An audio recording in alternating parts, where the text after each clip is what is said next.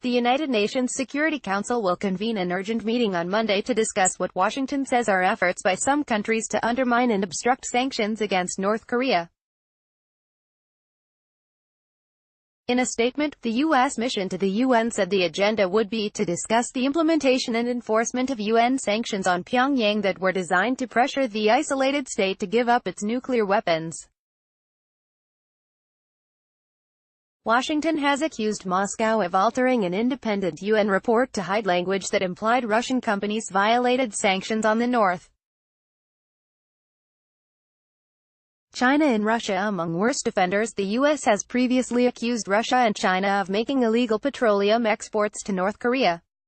Read more. South Korea urges for bold decisions ahead of next Trump-Kim summit. Every year on September 9, North Korea celebrates its birthday by holding a military parade in the capital, Pyongyang.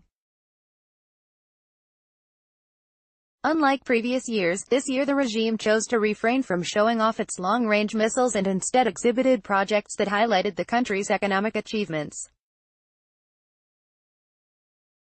The Democratic People's Republic of Korea, as the North is officially known, was proclaimed on September 9, 1948, 3 years after the former Soviet Union and the United States divided the peninsula between them in the closing days of World War II. The peninsula has remained split since the 1950–53 Korean War, which ended in an armistice rather than a peace treaty. On Sunday, thousands of North Korean troops, followed by artillery and military tanks, paraded through Pyongyang, but the celebration lacked the usual jingoism that has been associated with the isolated regime for decades. Immediately after the parade, thousands of citizens rallied through Kim Il-sung Square, displaying economic themes and calls for Korean reunification. Civilian groups carried flags and flowers in a bid to demonstrate a softer image of the country. It looks like the North Koreans really tried to tone down the military nature of this, Chad O'Carroll, managing director of Korea Risk Group, told the Agence France Presse news agency. Any display of intercontinental ballistic missiles would cast doubt on its commitment to denuclearization, he added.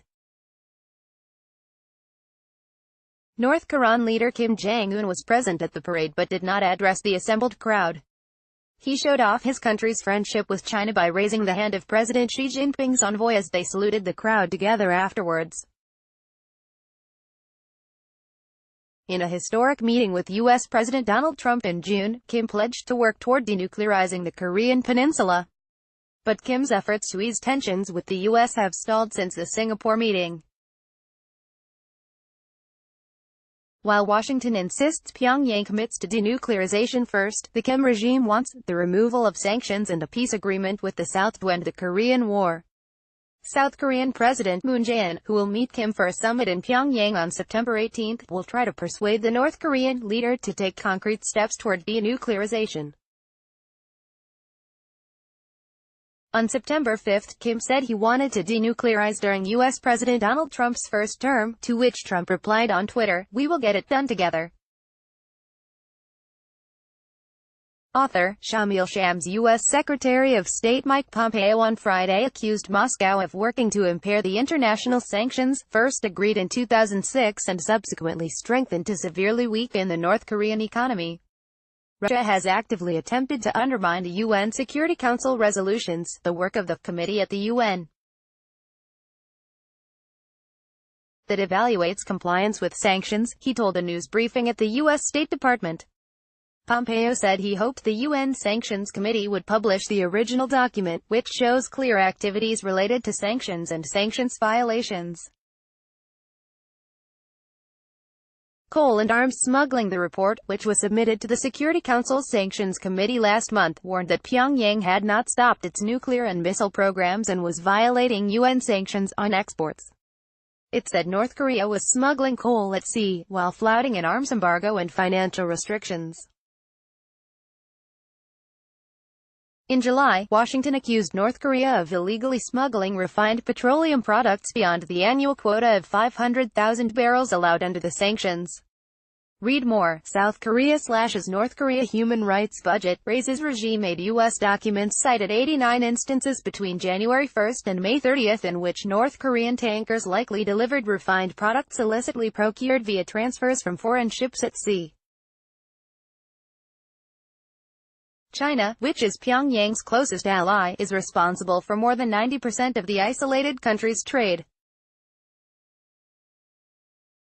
Criminal activities. Other activities cited by the U.S. include cyber theft and other criminal activities, which Pompeo has previously said are generating significant revenues for the regime and they must be stopped.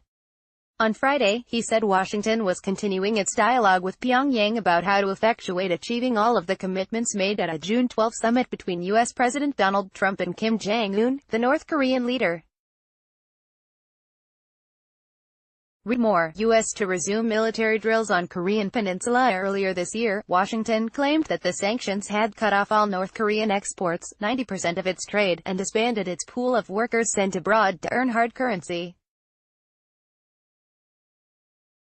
Many diplomats and analysts credit the sanctions with helping promote the thaw in relations between North and South Korea, as well as the June meeting between Trump and Kim, at which they agreed to the denuclearization of the Korean peninsula.